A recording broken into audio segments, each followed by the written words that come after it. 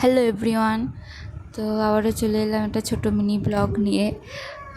কাল ছিল সোমবার, আর কাল তো 17ই শ্রাবণ ছিল। আমিও আমার ঘরে শিব ঠাকুরকে জল দিয়েছিলাম, সাথে ঘরে বাকি ঠাকুরও পুজো করে নিয়েছিলাম। নিয়ে তারপরে এসেছিলো কুট্টুর মামা, তো এখন চাবিটা দিয়ে দিচ্ছি গ্যারেজেরও সাইকেলটা রাখবে বলে। আর কুট্টু তোর মামা আসলে খুবই খুশি হয়, তেমনই আজকেও খুশিতে দেখো মামার কাছে এসে ব্যাগটা নিচ্ছে কখন ঘরে ঢুকবে। আর তারপরে আজ টিফিনে খেয়ে নিয়েছিলাম পরোটা আর কুমড়ো আলুর তরকারি ছোলা দিয়ে। আর এদিকে না এই শোকেসের এই দুটো নিচের দুটো যে এতে তো কুট্টুরি জিনিস থাকে, তো ওর জামা কাপড়গুলো মানে এলোমেলো হয়ে গেছে, তো সেটাই আজকে একটু সুযোগ ছিল গুছিয়ে নিচ্ছিলাম।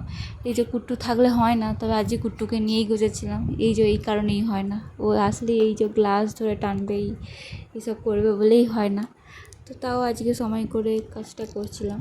আর ওইদিকে এসে গ্লাস ট্লাস টানছে বলে তাই কাজটা দিয়ে দিলাম, দিয়ে তারপরে গুছিয়ে নিয়েছিলাম। তো এরপর দুপুরবেলা আজকে ছিল ভাত, পনিরের তরকারি, আর এদিকে সবজিটি মুগের ডাল, কাঁচকলা ভাজা, বেগুন ভাজা, চাটনি তো থাকবে।